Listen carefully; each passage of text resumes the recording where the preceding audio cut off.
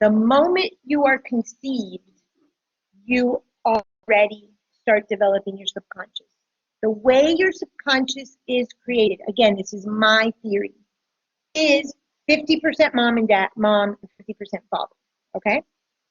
Whatever was your father and mother's mind, their mental state, their thoughts, their beliefs, their programming, is now like a chip implanted in you, okay? That is the mind that you are fighting your whole life, unless you do my model and you get to call the Band-Aid technique. The Band-Aid technique is first awareness. I've told you that the first thing we do with clients is bring them to a state of awareness about their problem. There's a great model we covered in health psychology called the Transgenerational model of behavior change, where we switch from pre-contemplation to contemplation. A lot of your clients aren't even aware that they have a problem. Or they come to you and say, my husband just cheated on me. They had no clue that there was an issue in the marriage, okay? Awareness, first step of anything.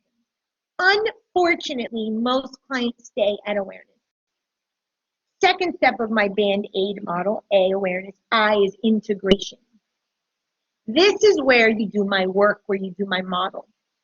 What I have you do, when you can download the free workbook, is populate what I call the buckets. The good about your mom, the good about your dad. The bad about your mom, the bad about your dad. This is not a criticism about your mother or your father. This is simply so that you have this sort of away from you, so that you look at it from a distance. It's very hard to see yourself. But if you are mom and dad, use them as the mirror. When you populate, the good buckets don't tend to give problems. I quote my mother. Lo bueno no se dice. The bad buckets are what Jung calls the shadow. Every single one of us has a shadow. The shadow is what you do not like about yourself. This is what causes you problems in your life. This is why you attract things. It's because you have failed to look at the shadow. You want to keep it hidden, suppressed. All of that is in the subconscious. And all of that started at the moment of conception before you knew anything. Because we are our parents' shadow, their problem. So the third part of my Band-Aid is hashtag do it differently. You want to do it different than your parents. What most people do is they do the opposite of my parents. I don't want to be my mother. My mother's all about vanity and image. I'm not going to wear makeup and I'm not going to care about my image. That's not doing it differently. That's doing the opposite. And last I checked, if you take out a coin, heads or tails, it's the same coin. So that's part of the model, is bringing clients from awareness, integration, integrate the shadow, the bad buckets, accepting that these issues are yours, that what you dislike about your parents, or in my model, anybody that you like something about, it's because it's within you. And third, learning to do it differently, using your parents and the buckets to do things differently. So the root is the subconscious. Most people just don't look at themselves that deeply. They don't understand. They think it's someone at work doing it to them. It's their child acting up. It's their spouse not taking out the garbage. It has nothing to do with that. It has to do with you and your shadow. So when you are conceived, you own your parent's mind. This is super, super important. The mind you are fighting is not your mind. It is your parents' traumas, your parents' issues, your parents' thoughts, your parents' beliefs. Yet you come through life thinking it's you and this is how you think about things. It's not. The thing is that your parents gave you, spoken or unspoken, their value system. And you've owned it as your own. And newsflash, you don't believe everything your parents taught you. Get over that. Some people that have been abused and have had a lot of trauma have it actually easier to deny that their parents taught them good things. Those people, funny enough, do better in the shadow work because they're so clear of their parents' shit. But if you had somewhat of a good relationship with your parents, a decent childhood, things like that, you're in a snow globe, what I call a snow globe, in this belief system that your childhood was great. Those are words that scare me as a therapist. I had a perfect childhood and a childhood. Oh my God. I take out my sledgehammer and what I call shatter the snow globe of delusion. We'll put you back together in your snow globe. Yesterday I posted, go back to your snow globe, reconnect to your snow globe. You've got to get back there, but you have to get back there with clarity. So when a client says to me that they had a perfect childhood or everything's so perfect or idyllic, problem, because they're in delusion, they're not seeing clearly. So, so anyway, we have to fight kind of what our parents taught us. This is what I call taking your Costco membership and transferring it into your Nordstrom membership. I love Nordstrom. That's why I picked Nordstrom. So stop joining the family club of Costco. I've got my Costco card. I belong to the Yahia family. And I have to find my own path. I have to find my own journey in life. And part of that, and this is a big theme in mythology, is you have to leave home. There's a very famous Bible story of the prodigal son. The prodigal son, him and his brother, one stays home and the other one leaves home. You must leave home, and I don't mean literally, I mean metaphorically and mentally. You need to separate yourself from the values that your parents gave you, that mind they gave you at conception, that you're fighting their demons. Check in with yourself, usually through a Saturn cycle, usually some death process, some ending, some transformative life event. And check in with yourself and say, you know what? I don't believe this of my parents. I don't believe this of my values. I don't believe this of what my parents taught me. That's when you start to integrate. And when you do my model, the bad buckets, which are these shadow aspects, the parts of you don't like, you start incorporating them in. They stop owning your life. You start living more wholly and fully, and you start attracting more things that you want because you've said, no, I'm not going to believe everything my parents said.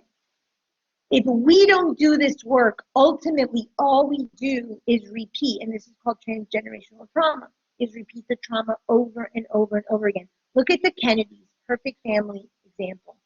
How many Kennedys at a young age have died? All they're doing is repeating transgenerational trauma over and over and over. You see women in a family, they're all divorced. They all lose their children. They all have abortions. Those are transgenerational traumas. We transfer our energy to our children, lifetime after lifetime, generation after generation. The bombing of Hiroshima and Nagasaki, they actually studied this. If someone was in Hiroshima and Nagasaki, their children's children can still have physical effects in their cells, in their DNA, from the bombing, from 3-4 generations previously. I think they're on the 4th generation of study. If you're doing that with the genetic DNA, you're going to tell me you're not doing this with energy, you're not doing this with the mind, you're not doing it with the thoughts, you're not doing this with the patterns and the traumas? Of course you are, because we're all energy. So we need to heal. One of the things that I tell my children repeatedly is, I do my work so that my children don't have to. I am not going to give my kids more of a burden. I got to do my work. Their father ain't going to do shit. So they already have to deal with his buckets, with his stuff. They have enough with that. So do your work so your kids don't freaking have to do it for you. That is what I live for, those 3 children. But not because I pay their bills and feed them, because I do my inner work so that they don't have to carry my energetic trash into their life. When you heal something, your children don't have to continue the trauma. Right? It's so true. And the way that I explain these things, and I have material for years. Okay? So tell me a story, sort of derived from the model. And we speak, and the other day I posted, every wound has a language. Okay? So our wound speaks. You can see this astrologically in Chiron. That's your wound. The sign is kind of how you speak, and the house is where you speak. So I have a Chiron and Aries in the 4th. I'm the black sheep. I'm the one thrown out of the family. My parents don't love me. I was abandoned. That was my language growing up. I was speaking from my wound. Tell me a story lets you see and listen that a client speaks from their wound. And it's their subconscious wound that they're probably not even aware of. So what you're going to do is you're going to spin the dice and you're going to take 3 of the dice. And then you're going to tell us a story, any story you want. You're going to make it up and we're going to decipher part of your subconscious and your wound from your story. I have a saying, there are no new stories. One of the reasons I study mythology so much. Every story has already been told. There is no new story. If you listen to your clients, you will hear the myth. You will hear the story that's already been told, usually in mythology. You go to the movies, if you're a movie buff, every movie is a myth. Star Wars is known to follow what Joseph Campbell called the monomyth, the story of how myths are written, the hero's journey. And he wrote a famous book, The Hero with 1,000 Faces. And Star Wars, George Lucas has had this interview talking about Joseph Campbell inspired him and he understood the monomyth. Our life is no different. We are living out these stories, no new stories. That is my thing, because if I listen intently, I can capture what myth you're living. I may not know all of the myths and all the cultures and all the religions because I don't. I study every day. I have 10 myth books on my table, but I don't memorize them. I have a whole Instagram dedicated just to these stories because I like to remember them. They help me with clients. That's also how I read astrology charts. Sun, moon, ascendant will teach you the myth of that person's life, that you will always live that out. One of the books I want to write is a book to link the myth to every sun, moon, ascendant combination. It's never been done. That would be phenomenal. If you just opened a book and found your sun, moon, ascendant combination and you know your myth, what do you need me for? This is the story that you're living out over and over and over and over again. And then all the rest of the chart confirms it. But the first thing I do is figure out the myth. No new story. So you're going to make up a story, but we're going to know what story you're saying because you're speaking from your wound. You're speaking from your subconscious. So shake them, whatever you want, turn them around, look at them, pick 3, and then pick the 3 and then show me what 3 are.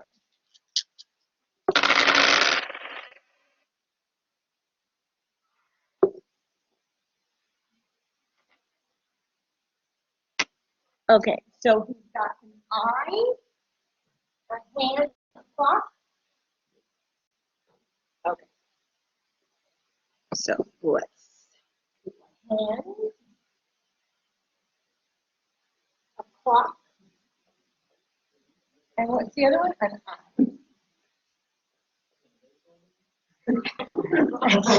eye. Okay, so I'm not the greatest artist. Okay, now first, to be a depth psychologist, to understand myth, to understand symbol, to understand story, all the things that I do, why I have all this stuff in the classroom, and why this is what I do, and astrology is that, you first have to understand that everything is stored in symbols. A symbol, I have symbol dictionaries over here. Every symbol means something. But symbols are such a language that when you look at them, your collective unconscious, according to you, it's more information than I can speak in words. This is symbols. He picked these 3 symbols for a reason. He's not going to put words to them and make a story for us. But what do these symbols mean? We'll talk about it in a minute. I don't want to take away from the story. So share the story that you're going to make up. It could be about anything. Don't worry. But just make sure you use the hand, the clock, and an eye. You have to use it in the story. Not the symbolism, it could be the word. I was looking at a clock and, you know, my eye had a pain. I don't care to do it. I can't do it for you because it's your subconscious.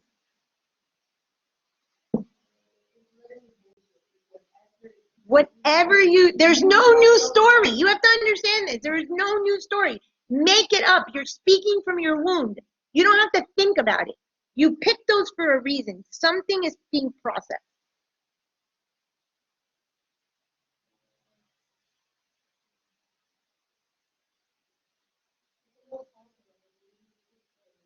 Yeah, pretend you're saying it to your son.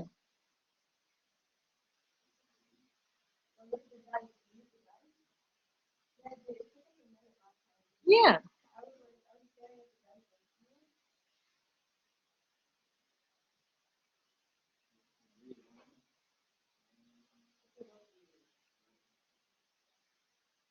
Well, it's called Tell Me a Story, but what?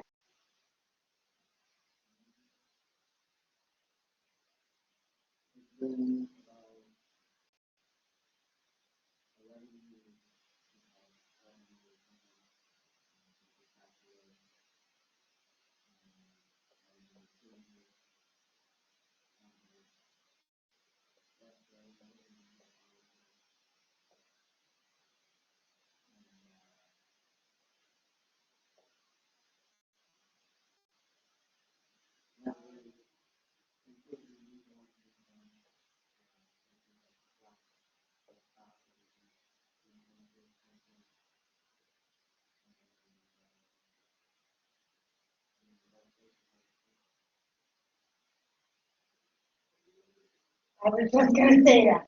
This is easy. This is easy. Yeah, exactly. So you spoke openly from the wound, like, I mean, there is no blockage there. You're absolutely very, very clear on the importance that your mother has. So if a client is that open and that connected and that honest and that vulnerable, first of all, how lovely, how beautiful, how phenomenal. That's what we want. Most clients are not. So what I would say astrologically is probably the moon, because he's speaking about mom. Okay, so the symbol of mom is the moon or the 10th floor house. So maybe the moon is in the 10th. So when I listen to someone, I kind of imagine what would be in the chart.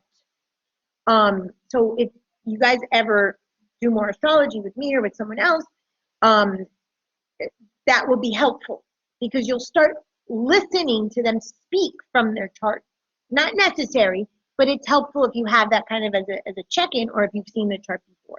So there has to be a very, very clear placement. That moon isn't going to be in the 12th, for instance, that's like hidden and secretive. This is a very open, it might be in the 4th, it might be in the 10th.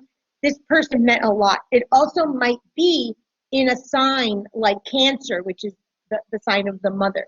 So there has to be a very strong presence of mom, okay? Now, this could also mean when someone speaks, mind you, this is her death and we understand that, but I'm just trying to break it down so you can start to listen to what people are really saying. And a parent like mom passes and leaves such an imprint, the likelihood is that the other parent was either not around or not involved. What's the story with dad? Okay, he never met his father. So remember, you are 50-50. You are your mother or your father, whether you know them or not. 50% of you is mother and 50% is father. But when someone is so overtly in pain, because what he's saying is pain, the clock stops. I shared a story about my husband leaving and the clock physically stopped. I mean, I understand the energy of that, and I haven't lost from my mom yet. That would be 10, 20 times more. But when you speak in that way, you have to listen what the client is saying. This person had to take up more than their 50%. They had to. It's evident in the language. So either dad, like I said, wasn't present, was absent. In his case, he never met him. She had to do the job of both parents. Okay, that is very, very clear in the language. Okay, 11 years since she died. The clock has stopped. Okay, so there's obviously a voice here of stagnation. Nothing is happening for me. I am stuck. There's no movement. We have to ask the client, in what area are you stuck? What stagnation is there? And again, this is atypical. This is a very open, vulnerable, aware client. Great. We want all of them to be that way. 99% or not. Go ahead.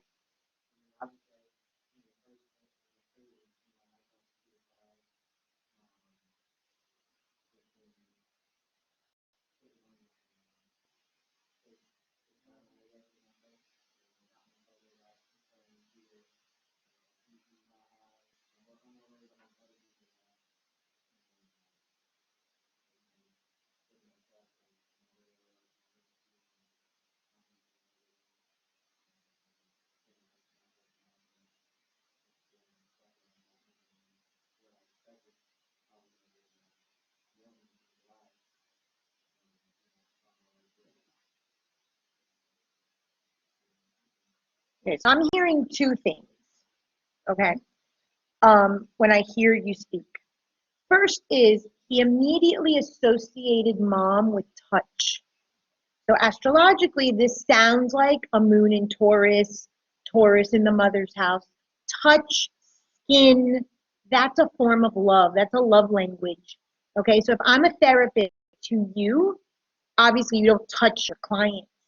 You need permission to place your hand on your client. This would be a client that touch or using nature or bringing him into a space of whether it's food or flowers or making a cup of tea would be a very nurturing, healing thing for the client, either through the relationship, the therapeutic relationship, and that's something that I used to do with clients. They would come over and I would make a cup of tea. You would be someone specifically who would need a touch, or if I were to give a healing, I would use oils or something, because touch had to be very part and parcel of the relationship that you had with your mother in terms of healing, nurturing, and love language.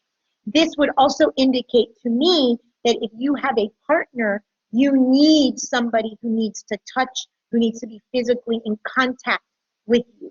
That's super, super important. That's going to be one of the ways that you're able to sort of move forward.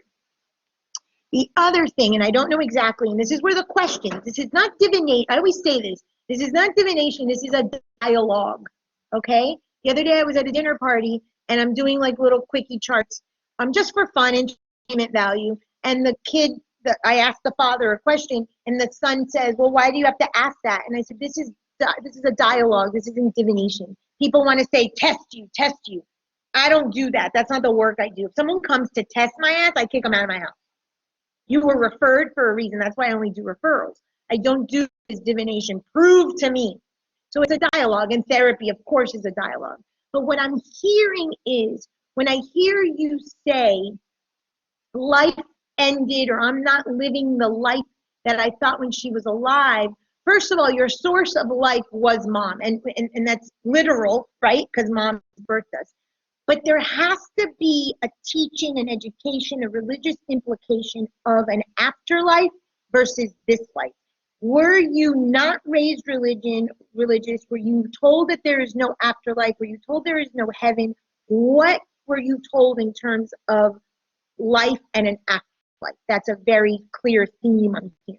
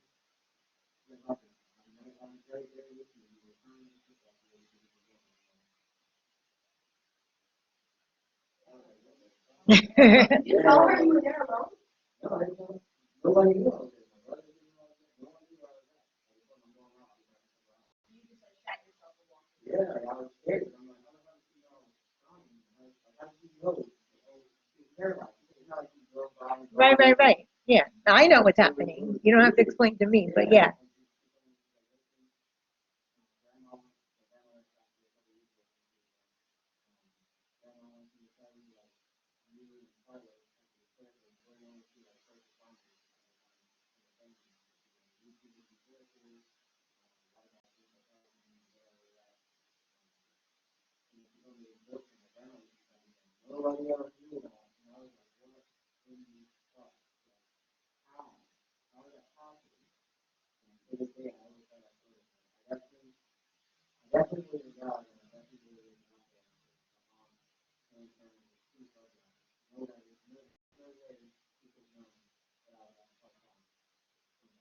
So you see how I heard that there was something, there was a story there. I don't know the story.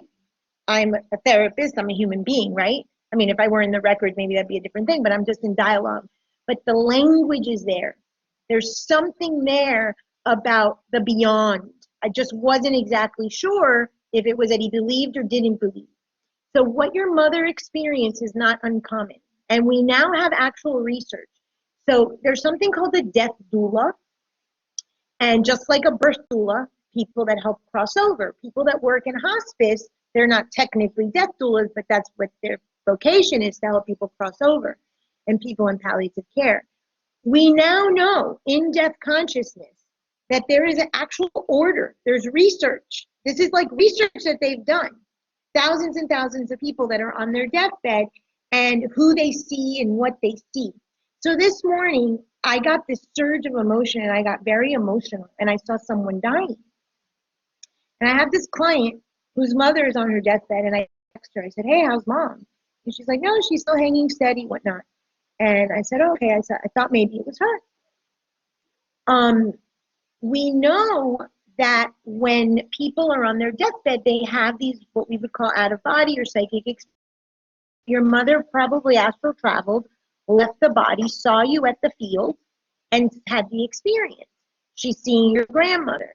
The flooding of family members in the room is part of the death process. This is something that oftentimes people that have sudden death don't have. So I had a client the other day, she wanted to connect to her first boyfriend who had died.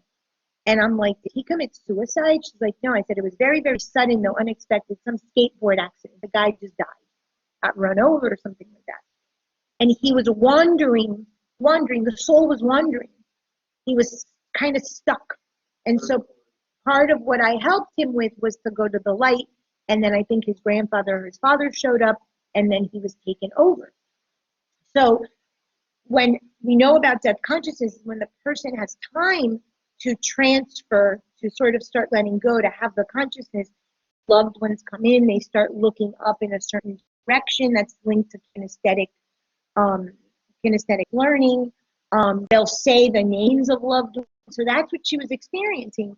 What you know there is that she crossed over peacefully, that she crossed over with what I call a reception committee of people and loved ones that were waiting for her to take her on this journey, unlike this young boy who died and no one was waiting and he was sort of roaming until someone like me met him and said, oh, wait, let me lead you to where you have to go. And then once I helped him with the grandfather, then the grandfather took him over. So these are things that we understand from a psychic perspective, but also from death consciousness research. So you had a lived experience. But something in your story, in your vocabulary, let me know that there was something.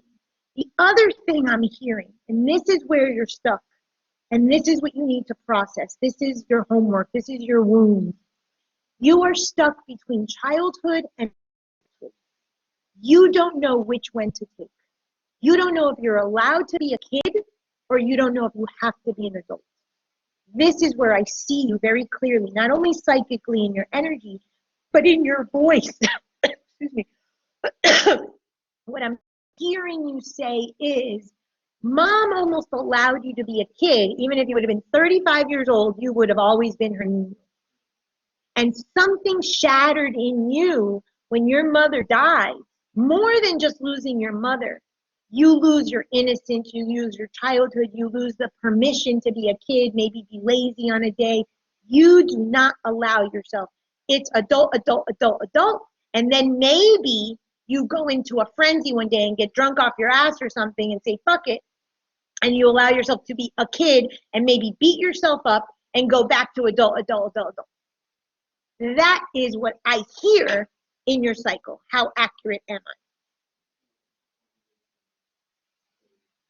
So you don't need to be psychic, you just need to listen. And this morning, actually, on my IG post, I said, listen, guidance comes as a whisper. So part of what I'm doing with the client, which is what I kind of want you guys to do, is listen and feel. Energy travels. I'm in your energy field. And you're far away from me. It's supposed to only be 6 to 12 inches. Energy takes up the space. And when you allow yourself to be vulnerable, or you hold space for a client and allow them to be vulnerable and authentic, you're feeling. The other day, I read a spiritual thing every morning from this book called Spiritual Literacy. And it was like a little passage. They're excerpts from all these books from everywhere, all different things, cooking and nature. They're not all spiritually based. And it was this shaman, and I'm a shaman, who was explaining how she walks side by her clients and she feels everything. When clients speak to me, I feel the word. I hear the word, but I feel the word. Try to feel when you're with your partner, with your child, with your friends, with your clients, to feel what they're saying. You're going to get a better therapeutic session that way. And so I am listening to you, but I'm also feeling that you're stuck. And you use the word stagnant, stuck, the clock stopped. You're not sure if you're allowed to be a child or an adult, or which one you have to be on which given time. And that's your struggle. That is your struggle. On an astrological note, and we should look at your chart to kind of see how many of these things are true, there probably has to be a Mercury with an issue. Mercury is the eternal child in mythology. And so you have to be hoeod. Like, you have to be hoeod. That is just clear as day, because your Mercury is atravesado. Your Mercury is in a place, I feel it, but I also hear it in your words, that Mercury being the child, you're not sure. And Mercury happens to be, again, no new story, everything's myth, the only god that's allowed to go to the underworld and the upper world. Underworld, upper world. And I feel that. I feel that you're like stuck and you're not really sure. And it's funny because he's not stuck. He has winged sandals. He's always moving. But you have to channel that stuck. And you said it a moment ago, I want to make my friends laugh. I want to make sure everyone's having a good time. You're dying inside, but let me be the class clown kind of thing to my friends. So you have to have a very interesting placement of Mercury or Gemini in your chart.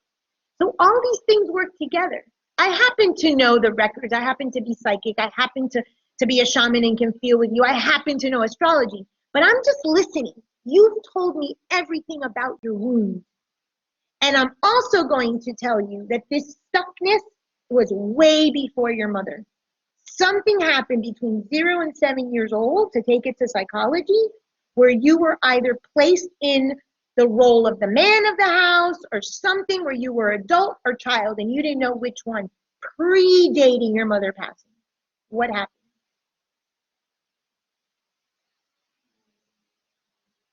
Okay, think about it. Maybe it'll come in a dream, or you'll be writing something and it'll hit you. Sometimes as therapists, what we do is we plant the seed to give permission to the client to remember something. And then all of a sudden they'll remember. But something happened, you were placed in a situation. It could have been as something silly as being in school and doing role play, and you had to be the father of the little girl. I mean, something where you were put in a position of adult or role model or man when you were still a child, and you don't know how to reconcile that. And so your mother's passing just exacerbated it, and you're feeling as if you're stuck in those two roles. So then after all that, in an hour session, we now have the fabric of which to work. I don't know much, but I know all I need to know. That's why I have a problem with like brief counseling or brief therapy, solution focus, all this modern stuff, because the root is the root is the root. And that's why I'm Jungian. That's why I'm psychoanalytic, because that's where the stuff is stored. And in my line of work, because I do what I do, I can go to the moment of conception, I can go to a past life, I can go to the womb and read the energy and see what this is about. But this did not stop at your mom passing. This started at the moment of conception. Maybe your dad leaving and your mom having to assume mother, father, now passed that on to you, that you have to assume child, adult. So this is, again, a transference of these two roles, and you're not really sure which one to be, when to be. All that from 3 little dice. How's that? Good?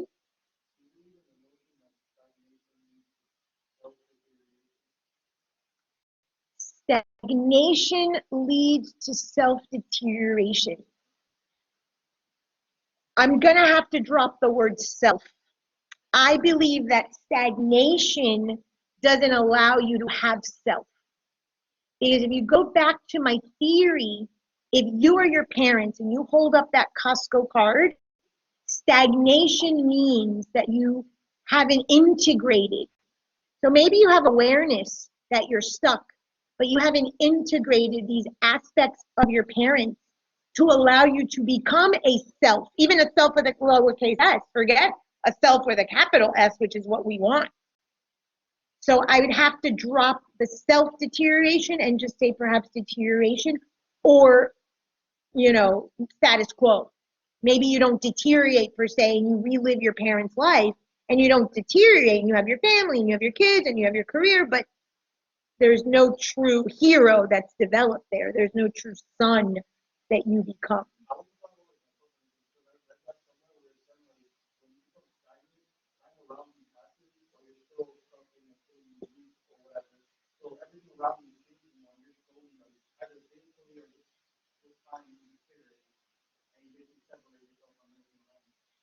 Yes, okay. So what I hear in that is a concept called Chronos versus Kairos.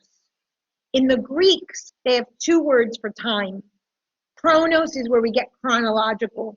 Okay, so the time that we're all rushing against, I have class time, the end time, this, that, go to work. That's Chronos. That's a chronological time that we're all obliged to. The moment we enter the physical body, the moment we enter the earthly space, we are all, that's why Father Time, or we see the god of death looks like Father Time. He comes to take us because it's our time. That's Chronos. Kairos is different. Kairos is opportune time. So for instance, I was dead for 3 years. You guys experienced that. I had stagnation was my word, right? I couldn't get off the couch. I couldn't read something. I couldn't listen to a podcast. I couldn't listen to music. I couldn't anything. I was dead, right? That was stagnant energy for 3 years laying on the couch. Now I'm in Kairos. Kairos is opportune time. And this is very important that you and your clients understand this. Everything has divine timing. Even though I was dead and stagnant for 3 years, I am now an opportune time because it is now my divine timing to be teaching, to have my students, to have my practice, to have my clients, to have this boyfriend, to have my relationship with my kids. So, Emmanuel, you really don't ever lose, so to speak. You do with Saturn. Saturn cycles make you feel that you've stopped in time. And these are the words I will tell clients. You are going to feel stuck. You're going to feel that nothing is moving. When Saturn goes retrograde, you feel like you're going backwards. But once Saturn leaves every 7 years, then you have divine time or opportune time, which is Kairos. Okay. So whatever you work through there, and you work through a lot, my God, you went through hell, then it's followed with opportune or divine time. If, and this is to answer Daniel's question, if you learn the lesson, if you apply the information, then divine time kicks in and you get closer to healing the wound, because divine time or Kairos has to do with Chiron, which is, like I said, the language, the wound that we speak from. If and only if. If not, guess what? You sweep that shit under the rug, and 7 years later, it comes back fuller, forcer, with a vengeance. You don't do it again, 7 years later, it comes back again. Bigger, stronger, the universe streams and gets your attention. Then stagnation is stagnation. And you don't get Kairos because you're not benefiting from the stalled time. You haven't learned the lesson or done the work. That's called process work, which is what I do with clients, or shadow work. You don't do the work during the stagnation, then you don't get the divine or opportune time that comes after. Does that make sense? Those two are very related. That's why most therapists get clients when they're during a Saturn cycle, even though they don't not know astrology, because the person feels stuck or stagnant or they want to change. and they can't. Nothing is moving for them. That is intended. Saturn is intended to stop so that you can listen, so you can develop your intuition, so you can see what's wrong. Okay. Okay, we're out of time. I'm going to stop the recording and take it.